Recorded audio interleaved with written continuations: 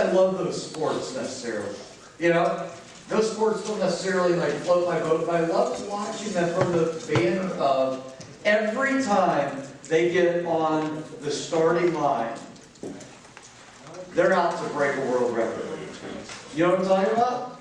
It's like every time they line up on that line, they're shooting for the best ever.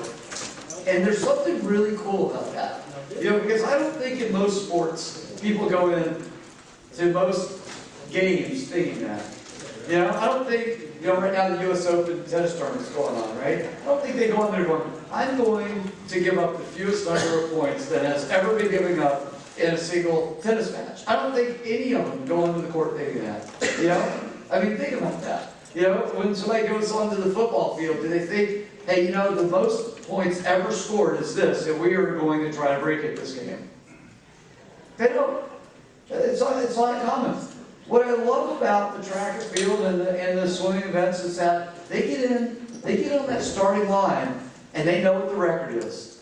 They get on that starting line, they know what the personal best is, and they're going after it with full measure. So in the spirit of that, I want us, right now, we're on the starting line. This is week 1 of the fall. I think the fall is one of the most exciting times to run the business, by the way. You know, the summer is big. The summer is busy. The summer is crazy. And I love the summer for the craziness element. But I love the fall for what's possible. You know, I love the fall because there's so many things to look forward to, from whether it's contests, whether it's, you know, trips, you know, whether it's, you know, doing your best. It's a brand new slate. Anybody can win. The campuses are full of the right kids. I mean, there's all kinds of things that are exciting. It's just like every single training class, you just never know what you're going to have in there. It's so exciting, the potential, what can come from every single class. Every week can change and be such a dramatic jump. So I'm excited about that. You know, I'm excited about the fact that we have a strategic game plan that absolutely works non-summer. I mean, it is rock solid, it is tested, and it absolutely is fail-proof. And that's the 11 Things document. And I'm sure that Patty is going to hit on that, since she is she is the primary generator of the Big 11. So that's pretty awesome. So anyway, with that being said, you know, I want you guys to leave this meeting and think about how good can it be. You know, one of my favorite quotes is, what one man can do, another man can do. Which now I should change to, what one woman can do, another man can do. So anyway, you know, I'm excited. I'm excited about what is possible. You know, everyone in this room can have a $300,000 fall. I truly believe that. It is going to be easy, and not every one of you are going to do it. But there's going to be a number of you who say, you know what, like Jamie Mitchell did last fall, who came out of the summer with a whopping $1,000 a week report. That's what the team was that he had going into the fall. So if anybody in here has got enough people on your team that you think you could sell $1,000 this week, then you're right where Jamie Mitchell was last fall. And Jamie put up nearly $170,000 fall last fall from scratch. And you guys probably all know that he has the largest territory in our region.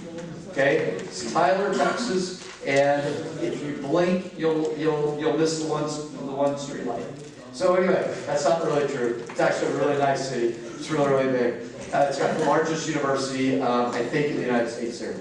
Anyway, no, it is a great territory. It is bigger than one state. But the reality is that we had people in territories that were 3, 4, 5 times larger, and he left them in his dust and followed the 11 things. It was so awesome because Jamie came out of this meeting last year, and I should have just put a poster of Jamie up here, because he was the guy who came out of this meeting last year and said, what I'm doing isn't working good enough.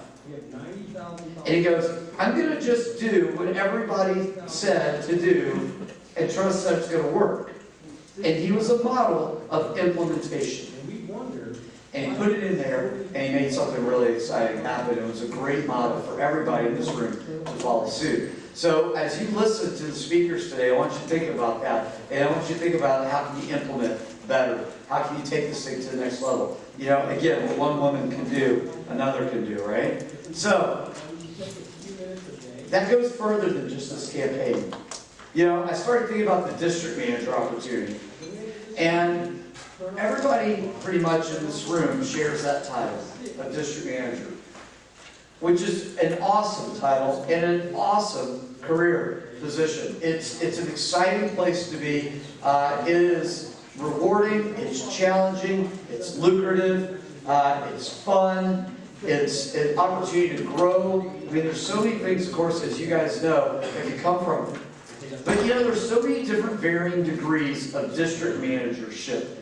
You know, there's a difference between a brand new district manager or somebody who is still trying to figure it out and somebody who is knocking it down.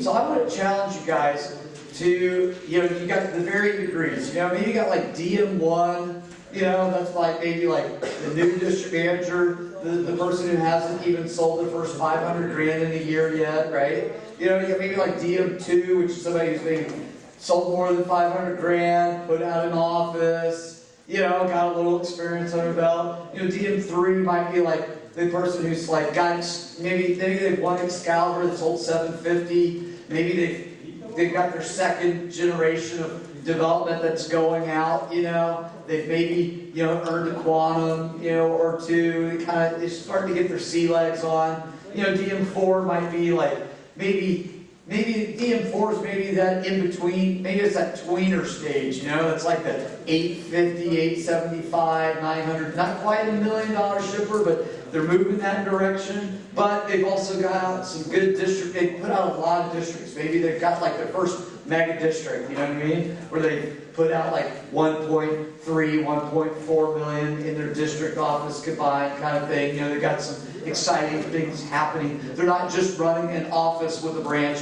They've got like multiple organizations. They're really getting it, you know what I mean? Then it'd be like DM5 might be like, now they're close to that $1 million mark, and they've got a pretty good district. Then you get to that 125, 15, 175, you know, then we call you like the Drew Frank district manager. I don't know, we stop using numbers, start using initials, you know. You know, you get to 2 million, you know, we you know, whatever, you're in that special club. There's like this progression of promotions at the district manager level. And the thing I love about Vector is that it keeps getting better the longer you're in it, and you can keep improving. The good thing I love about Vector 2 is you don't have to wait 10 years to get to DM level 10. You know, you can get there on a much faster time frame. And so I'm excited about that. So, anyway, I just want to challenge you guys to ask yourself, are you living the DM with the lowercase d, or are you living the DM with the capital D? You know, living it in the big D, right? Okay? And that's what you got to be striving for. We have programs that work.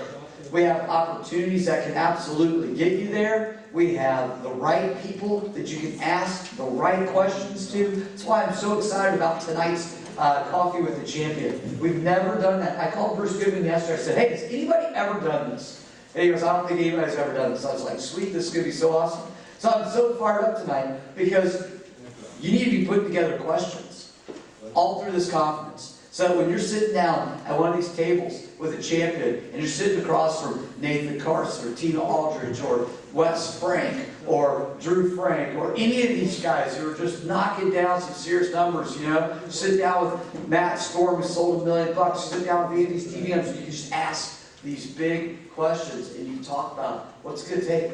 What's it going to take? I want to move into DM with the capital D. All right? So I want you thinking about that. We're going to talk more about it because that's the only place to be. It is. You know? I saw an awesome email from Drew Frank. He sent out to his development candidates talking about how conservatively and realistically, you know, he can save close to, or excuse me, net earned